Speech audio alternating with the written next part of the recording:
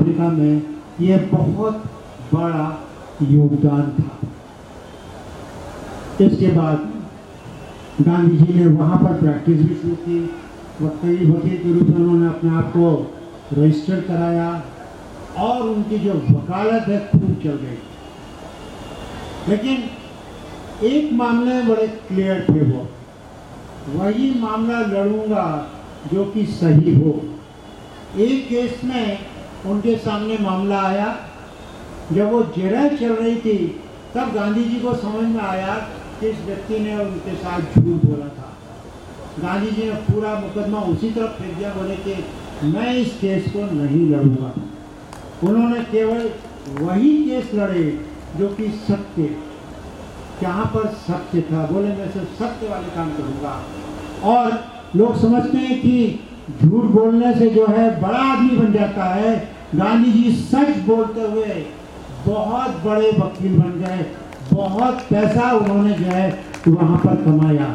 1 साल के लिए वो गए थे और उन्होंने जो है इस 1 साल के अंदर खूब कमाया ही नहीं, बल्कि कई मामलों में वो कहते जा रहे तुम लोग कोर्ट क्यों जाते हो, आपस में क्यों नहीं फैसला कर लेते। दादा अब्दुल्ला का जो झगड़ा था वो अपने कजन ब्रदर के साथ था, उन्होंने उन दोनों के बीच में समझौता करा दिया और एक मध्यस्थ, आर्बिट्रेशन जिसको बोलते हैं, एक मध्यस्थ बैठा गया। बोला आप इनकी सुनो, आप इनकी सुनो, आप फैसला दे दो। मध्यस्थ ने फैसला दे दिया। मध्यस्थ ने जो फैसला दिया वो दादा अब्दुल्ला के पक्ष में दिया। ये कहा कि दादा अब्दुल्ला इतना पैसा जो है वो अपने कज़न को देंगे। अब दादा अब्दुल्ला बोले यार इतना सारा पैसा हम कहाँ बनाएंगे। तो उन्होंने कहा चलो ठीक है। उन्होंने उनको मनाया, कहा ऐसा करो इंस्टॉलमेंट में ले लो, EMI। इस तरह से गांधी जी ने इस पूरे जिस मुकदमे के लिए वो गए थे उस मुकदमे में भी विजय हासिल की। वहां से वे अब उन्होंने कहा मेरा काम खत्म, मेरा देश मुझे बुला रहा है। तो ट्रांसवाल से वापस नेटल पहुंचे और वहां पर गांधी जी पूरे साउथ अफ्रीका में फेमस हो गए थे। सब भारतीय उनको बड़ी इज्जत की नज़रों से देखते थे। तो उनने जो है गांधी जी के लिए फेयरवेल ऑर्गेनाइज किया था। गांधी जी जाने वाले थे और जैसे कि होता है फेयरवेल होता है, गांधी जी के लिए भी फेयरवेल ऑर्गेनाइज किया गया था।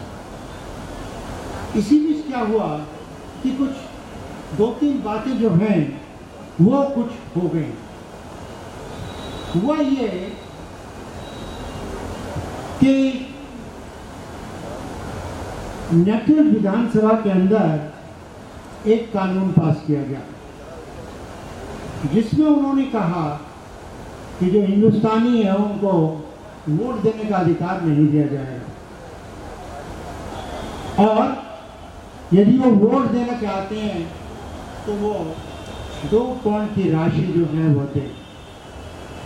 एक और बिल आया, उसमें उन्होंने कहा कि ये जो करारी मजदूर आए हुए हैं ये 5 साल के बाद वो फ्री हो जाते थे, स्वतंत्र नागरिक हो जाते थे। तो उन्होंने कहा कि भाई 5 साल के बाद आपको 2 साल का करार का मजदूर और रहना पड़ेगा या आप देश छोड़ के चले जाओ। वो चाहते थे कि भारतीय जो है रहे ना, उनसे काम ले लिया, अब यहाँ से भागें। और यदि नहीं जाना चाहते हो तो आपको सालाना 2 पाउंड भरने होंगे।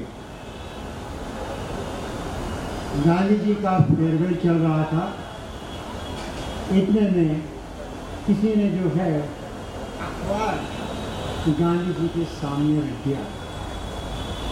गांधी जी ने ये समाचार पढ़ा, तुमने कहा it is first name in our coffin, हमारे ताबूत में ये पहला तीर है जो गाड़ा जा रहा है।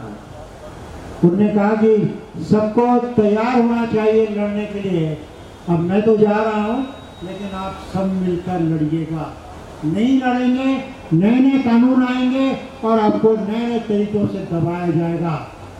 जब आप दबते हैं तो लोग आपको दबाते हैं, जब आप डरते हैं तो लोग आपको डराते हैं, और डरते डरते हम भूल जाते हैं कि डरने का कोई कारण नहीं होता। तो गांधी जी ने अपने ढंग से अपनी बात कही। सबने कहा आपने जो कहा वो तो ठीक है, हम ये काम नहीं कर पाएंगे, हम जो है इसमें पूरी तरह से असफल रहेंगे। आप क्या करिए, आप यहाँ ठहर जाइए। अब देखिए क्या अजीब स्थिति है, फेयरवेल हो रहा है और गांधी जी से कहा जा रहा है कि अब ये फेयरवेल खत्म करो और यहीं पर ठहरो। कोई और होता तो वो कहता कि नहीं, मैं तो अब जाऊंगा। गांधी जी ने कहा ठीक है, मैं 1 साल के लिए रुकने के लिए तैयार हूँ। वो पूरा जो फेयरवेल था वो पूरी एक एक्शन कमेटी का करना क्या है उसमें बदल गया, और गांधी जी ने कहा कि मैं 1 साल रहूंगा। गांधी जी 22-23 साल रहे साउथ अफ्रीका में। इतनी लंबी ये लड़ाई थी गांधी जी की, और पक पक में एक एक जगह जो है इसके लिए गांधी जी को अपमान सहना पड़ता था। ट्रांसवाल में तो ऐसा होता था कि जो हिंदुस्तानी थे 9 बजे रात तक बाहर घूम सकते थे, उसके बाद वो नहीं घूम सकते थे, उसके लिए उनको परमिट लेना पड़ता था। अब गांधी जी जो बड़े भारी वकील थे, परमिट उनको मिल गया था, वो परमिट लेके घूम रहे थे। वो राष्ट्रपति भवन के पास थे तो राष्ट्रपति भवन का वो जो चौकीदार था, सिक्योरिटी गार्ड, वो आया, भाई तू यहाँ कैसे घूम रहा है? उन्होंने कहा घूम रहा हूँ जी, मेरे पास तो ये मेरे पास पास है, परमिट है। उसने लेना एक ने देना दो, गांधी जी को मारना शुरू कर दिया। एक व्यक्ति वहाँ पर खड़ा था, अंग्रेज था, वो गांधी जी को जानता था, उसने इंटरव्यू किया और उसने गांधी जी से कहा कि आप जो है इस पर केस करिए, मैं गवाही दूंगा कि इसने आपके साथ बदतमीजी की, कानून को इस प्रकार से हाथ में लेने का इस व्यक्ति को कोई अधिकार नहीं। गांधी जी ने कहा कि पूरे समाज की यदि लड़ाई है तो उस लड़ाई को मैं लड़ने के लिए तैयार हूँ। मैं अकेला अपने लिए जो मेरे साथ कोई बदतमीजी करेगा मैं उसके लिए नहीं लड़ूंगा। गांधी जी ने कोई रिपोर्ट नहीं की। एक बार और गांधी जी भारत आए थे। भारत में जो है उन्होंने साउथ अफ्रीका में क्या क्या हो रहा है इसके बारे में वो सबको बता रहे थे। इसके बाद वो वापस पहुंचे नेटल, और इसके पहले गांधी जी ने वो कुछ किया था। गांधी जी ने एक पूरा मेमोरेंडम, एक पूरा स्टेटमेंट बनाया था जिसमें वो बता रहे थे कि भारतीयों के साथ क्या क्या होता है, गलत होता है। उसको ग्रीन पैम्पलेट बोला जाता था। वो ग्रीन पैम्पलेट लोगों के बीच में बढ़ गया था और अंग्रेजों ने पढ़ा था, और अंग्रेज जो थे वो गांधी जी से बहुत नाराज थे। किसी ने अफवाह फैला दी कि गांधी जी जो हैं वह हिंदुस्तान से कुछ गुंडों को लेकर आ रहे हैं और यहाँ पर वो खूब लड़ाई करेंगे। तो जब गांधी जी का जहाज पहुंचा तो पहले तो उस जहाज को तट में आने से ही रोक दिया गया। 23 दिन तक वो जहाज रुका रहा। फिर किसी तरह से लोगों को उतारा गया। जब लोग उतरे तो लोग ढूंढ रहे हैं गांधी कहाँ है, गांधी कहाँ है। गांधी जी बेचारे छुपते छुपाते निकल रहे थे। किसी ने अचानक उनको पहचान लिया। मॉब लिंचिंग हम लोग आजकल बोलते हैं, बहुत होती है। मॉब लिंचिंग का जो सबसे बड़ा उदाहरण वो गांधी जी थे। गांधी जी को सब ने पकड़ा और बुरी तरह से मारना शुरू कर दिया। कुछ महिलाएं थे वो बीच में आ गई, और इस कारण से गांधी जी जो हैं वो बच गए, वरना शायद वो उस दिन मार दिए जाते। फिर वही बात है, उन्होंने कहा जी ऐसा करो कि आप जो है शिकायत करो। गांधी जी ने कहा नहीं, मेरे पर अटैक हुआ है, पर्सनल अटैक हुआ है, मैं इसके लिए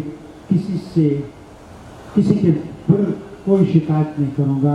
गांधी जी ने कोई शिकायत नहीं। जब आप ऐसा करते हो तो सबको लगता है कोई अजूबा आदमी है, अलग ढंग का आदमी है, इसको समझना जो है वो बड़ा मुश्किल काम है। तो गांधी जी के प्रति आदर जो था पूरे साउथ अफ्रीका में था। लोग उनको बहुत पसंद करते थे। क्यों? क्योंकि उनके काम इस प्रकार के थे। फिर एक और कानून पास हो गया जिसमें भारतीयों से कहा गया कि आप सब लोग जो हैं अपने अंगूठों और अपने पूरे जो हथेली है उन सब के निशान लिए जाएंगे। पुलिस स्टेशन जाइए, 8 साल से ऊपर के जितने भी लोग हैं उन सबको जो है अपने हाथ फिंगरप्रिंट जो है वो रजिस्टर कराने पड़ेंगे। यह काम उन दिनों, अब तो आजकल वैसे भी होने लगा है, उन दिनों यह काम जो था वो अपराधियों के लिए इसके साथ किया जाता था। अपराधियों के फिंगरप्रिंट से निशान लिए जाते थे। गांधी जी ने कहा मतलब हम लोग अपराधी हैं। फिर एक और घटना घटी। वह घटना ये कि जो सुप्रीम कोर्ट है वहां का, उसने एक निर्णय दिया कि जितनी भी क्रिश्चियन धर्म से जो शादी हुई है वे सब शादी चलेंगी। जो हिंदू शादी है, जो मुस्लिम शादी है, वह सब की सब अवैध